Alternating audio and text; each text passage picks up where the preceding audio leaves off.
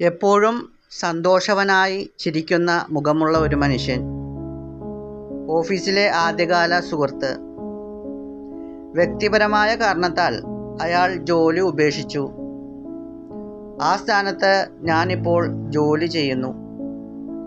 ഉച്ചത്തിൽ സംസാരിക്കുകയും ഉച്ചത്തിൽ ചിരിക്കുകയും ഫുൾ ടൈം സന്തോഷവാനായി എല്ലാവരോടും അടുത്ത് ഇടപഴകുന്ന ആൾ.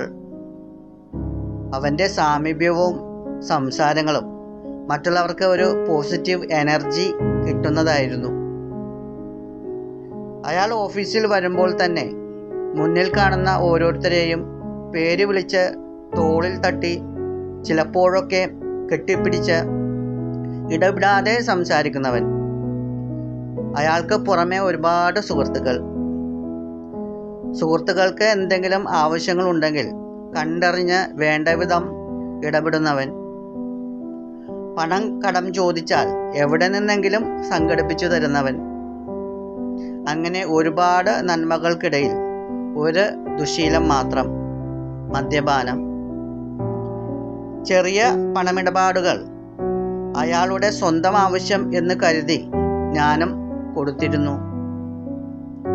ഒരിക്കൽ അയാൾ ചോദിച്ച തുക കയ്യിലില്ലാതെ വന്നപ്പോൾ ഭാര്യയുടെ വള അവളുടെ സമ്മതത്തോടെ അയാൾക്ക് പണയം വയ്ക്കാൻ നൽകി.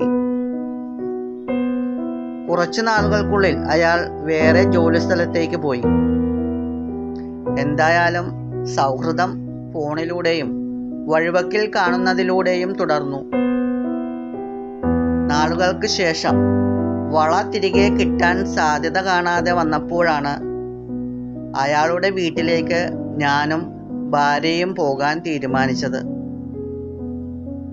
അവിടെ എത്തിയപ്പോഴാണ് അവരുടെ ജീവിതാവസ്ഥ മനസ്സിലായത്. ഭിന്നശേഷിക്കാരിയായ സഹോദരി, ക്ഷയരോഗത്താൽ കിടന്ന അവസ്ഥയിലുള്ള അപ്പൻ, പുറത്തിറങ്ങാതെ എല്ലാവരാലും അകന്നു കഴിയുന്ന അമ്മ. അങ്ങനെ പോകുന്നു.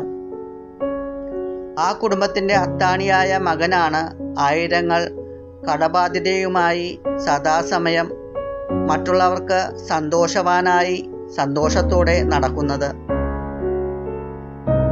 കടം വാങ്ങുന്നത് അവനു വേണ്ടിയോ അവൻ്റെ കുടുംബത്തിനോ വേണ്ടിയോ അല്ല, സ്നേഹിതർക്ക് വേണ്ടിയാണ്. സ്വന്തം ദുഃഖങ്ങൾ ഉള്ളിലൊതുക്കി മറ്റുള്ളവരെ സന്തോഷിപ്പിക്കുന്നവൻ. വചനം ഇങ്ങനെ പറയുന്നു: വിശ്വസ്ത സ്നേഹിതനെ പോലെ അമൂല്യമായി ഒന്നുമില്ല. ഞാനും എൻ്റെ കുടുംബവും എന്ന് മാത്രം ചിന്തിക്കുന്ന നാം ഓരോരുത്തരും ഒരു ആത്മാർത്ഥ സ്നേഹിതനാകാൻ നമുക്ക് കഴിയാറുണ്ടോ? അങ്ങനെയുള്ള സ്നേഹിതരെ നാം അകറ്റി നിർത്താറുമുണ്ടോ? നമുക്ക് ചിന്തിക്കാം.